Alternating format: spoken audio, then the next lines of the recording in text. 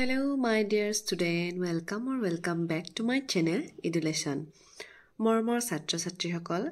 যেহেতু তোমালোকৰ HSLC অৰ্থাৎ হাই স্কুল শিক্ষান্ত পৰীক্ষা মেট্ৰিক পৰীক্ষা তোমালোকৰ নিচেই ওচৰ চাপিছে আহিবই হৈছে গতিকে তোমালোকে এতিয়া ভালদৰে প্ৰিপাৰেচন ল'ব লাগিব প্ৰত্যেকটো সাবজেক্টৰ ভালদৰে ৰুটিন বনাই ল'বা কোনটো সাবজেক্ট কেতিয়া পঢ়িম কি পঢ়িম আজি মই তোমালোকক দেখুৱাই দিবলৈ ওলাইছো হাই স্কুল শিক্ষান্ত পৰীক্ষাত আহিবলগীয়া অসমীয়াৰ সম্ভাৱ্য প্ৰশ্নসমূহ আজি মই তোমালোকক এনসাৰসমূহ সলভ কৰি দিও আৰু এনসাৰসমূহটো গতিকেটা পাঠৰ মই দিয়াই আছে প্ৰত্যেকটো ভিডিওতে তোমালোকে যাই চাব পাৰিবা মোৰ ভিডিওছবোৰত আজি মই প্ৰশ্নসমূহ দিম যিবোৰ সম্ভাৱ্য প্ৰশ্ন আহিব পাৰে মানে এইবিলাক খুব ইম্পৰ্টেন্ট আছে যদি তোমালোকক ইয়াৰ এনসাৰসমূহ লাগে তেনেহলে তোমালোকে মোক কমেন্টত জনাবা মই নেক্সট ভিডিওত তোমালোকক এনসাৰসমূহ দি দিম আজি কেৱল তোমালোকক মই প্ৰশ্নখিনি দিবলৈ লাইছো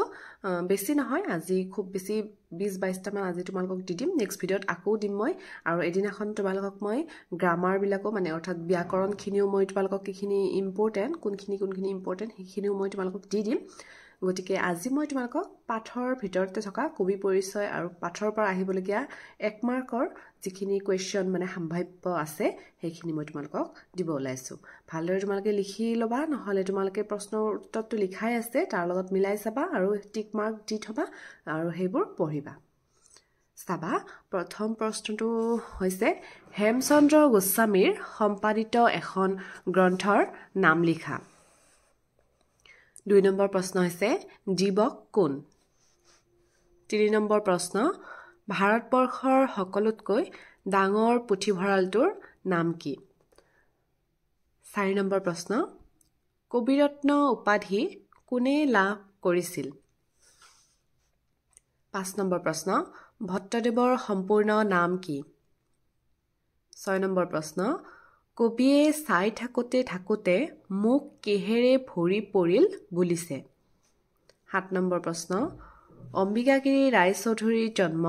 ক'ত আৰু কেতিয়া হৈছিল 8 নম্বৰ প্ৰশ্ন কি ৰূপ ধাৰণ কৰি কৃষ্ণই বলিক চলনা কৰিছিল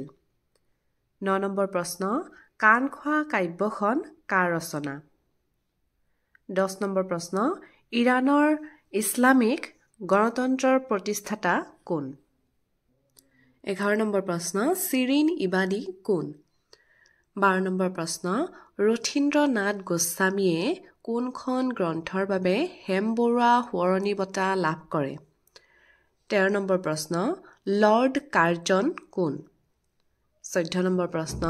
মহিচন্দ্ৰ মিৰি কোন 15 নম্বৰ প্ৰশ্ন অনুৰাধা শৰ্মা পূজাৰীয়ে কোনখন উপন্যাসৰ বাবে আৰু কিমান চনত অসম সাহিত্য সভাৰ কুমাৰ কিশোৰ সোঁৱৰণী বঁটা লাভ কৰে 16 নম্বৰ প্ৰশ্ন মাউণ্ট এভাৰেষ্টত অৰুণিমাই কেতিয়া আৰোহণ কৰিছিল 17 নম্বৰ প্ৰশ্ন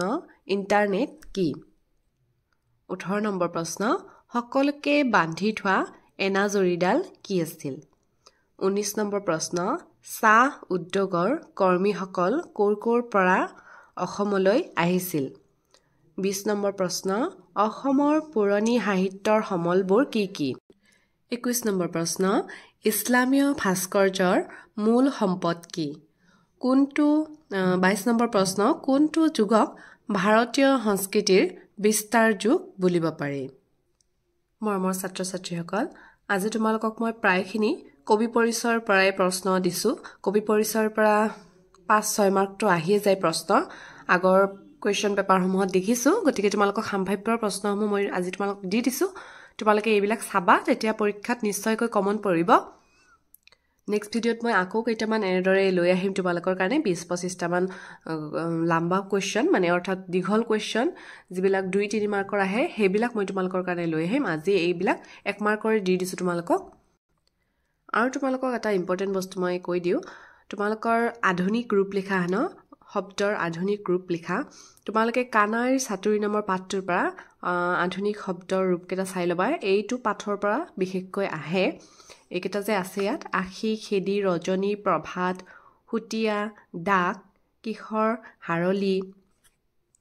ৰোখ তেজি পুহাইল হুমৰন্তে দৰত কৰকৰা ভাত বেদক পঢ়াইলো তাহম্বাক তাৱক্ষণে, বিগুটীয়া, চালিবে, কটা, তত্ত, কণ্টক বন, চৌপৰ, গৰায়, নটুৱা, টনা, শেৱালি, কাঠবাজি, কুকুহা, পাশ, বাপি, কিন্দৱে, কপিল, বামন, এইকেইটা ইমান ইম্পৰ্টেণ্ট নহয় বাৰু। এইকেইটা আধুনিক ৰূপলিখা প্ৰায়ে আহে, 2 মাৰ্ক বা 1 মাৰ্ক থাকিব, গতিকে এইটো চেপ্টাৰৰ পৰা তোমালোকে বিশেষকৈ ভালদৰে পঢ়িবা। আৰু তোমালোকৰ পদ্যাংশত যিকেইটা পদ্য আছে তাৰ যিকেইটা কবি, সেই কবি পৰিচয়খিনিতো অত্যন্ত প্ৰয়োজনীয়, তাৰে ভিতৰৰ কুৱেশ্যন বহুত আহে, গতিকে তোমালোকে পদ্যাংশৰ যিকেইজন কবি আছে সেইকেইজন কবি পৰিচয় ভালদৰে মুখস্থ কৰিবা। যিকোনো কুৱেশ্যনে আহিব পাৰে 1 মাৰ্ক আৰু 2 মাৰ্কৰ, গতিকে এইখিনি ভালদৰে পঢ়িবা। আজিৰ ভিডিঅ'টো মই ইয়াতে সমাপ্ত কৰিছোঁ। নেক্সট ভিডিঅ'ত আকৌ লগ পাম এটি নতুন টপিক লৈ, গতিকে আজিলৈ বাই বাই।